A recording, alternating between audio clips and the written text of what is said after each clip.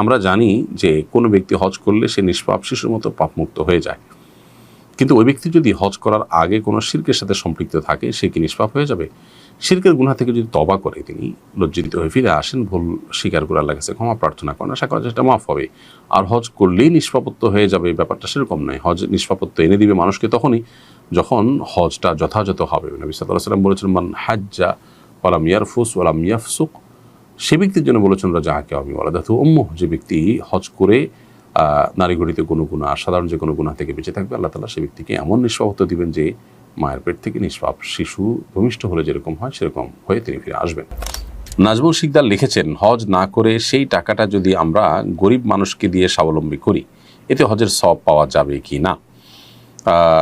ভাই নাজমুল শিকদার, হজ না করে আপনার টাকাটা গরিব মানুষকে আপনি দিলে হজের সওয়াব আদায় হবে না। হজ ভিন্ন জিনিস, গরিব মানুষকে দানের সওয়াব ভিন্ন।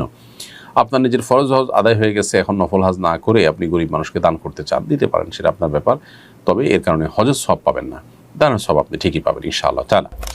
আমি একটি মসজিদের ইমাম, অনেক সময় মানুষ ইমাম বা আলেমদের অকারণে কটাক্ষ করে। এদিক থেকে মনে হয় সহ্য করা, একদিক থেকে মনে হয় সহ্য করা উচিত, আবার অন্যদিকে প্রতিরোধ না করলে সমাজের সম্মানের ক্ষতি হয়। কি করণীয়? আপনার পরামর্শ দিক নির্দেশনা কামনা করছি।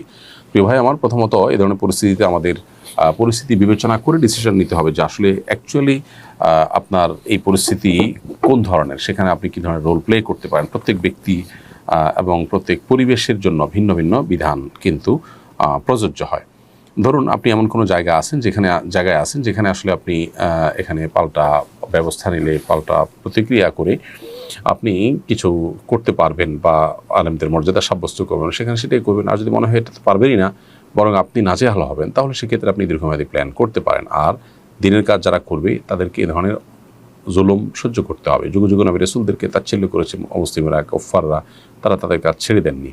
আল্লাহ তাআলা বলেছেন, খুযুল আফওয়াল ওয়া'মুর বিল উরফি ওয়া'রিদ আনিল জাহিলিন, ক্ষমার সাইডটা অবলম্বন করুন এবং ভালো কাজের নির্দেশ দিন মানুষকে। আর যারা জাহেল, মূর্খ, না বুঝে যারা আপনার সম্মানহানি করছে তাদের থেকে আপনি বিমুখ থাকুন, তাদেরকে এড়িয়ে চলুন। নবী সাল্লাল্লাহু আলাইহি ওয়াসাল্লাম আল্লাহ তাআলা পরামর্শ দিয়েছেন, আমরা সেটা আমল করতে পারি।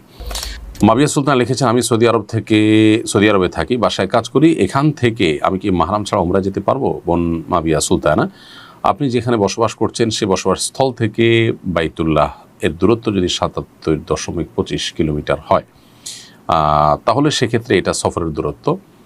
এটুকু বা এর চাইতে বেশি দূরত্ব যদি হয় তাহলে সেক্ষেত্রে আপনার মাহরাম ছাড়া আপনার জন্য সফর করা জায়েজ হবে না। আর এর কম হলে আপনি মাহরাম ছাড়াও সেখানে গিয়ে উমরা করতে পারবেন। আর সেক্ষেত্রে আপনি বাসায় কাজ করছেন, সেখানে মাহরাম ছাড়া গিয়েছেন, সেজন্য আপনার তওবা করা উচিত এবং মাহরাম ছাড়া সফর করার কারণে গুনাহ হয়েছে। সেখানে আপনি যেখানে কাজ করছেন সেখানে যদি পর্দা পরিপূর্ণ মেনটেন করতে পারেন তো ভালো, আর না হলে সেটা কিন্তু আরেকটি গুনাহের বিষয়। আল্লাহ তাআলা আমাদেরকে হেফাজত করুন। হালাল উপার্জনের পথগুলো কঠিন হয়ে আসছে, আমাদের বোনরা নানা কারণে তারা এ ধরনের পরিস্থিতির মুখোমুখি হচ্ছেন। আল্লাহ তাআলা তাদের হালাল উপার্জনের ব্যবস্থা করুন, আমরা দোয়া করি।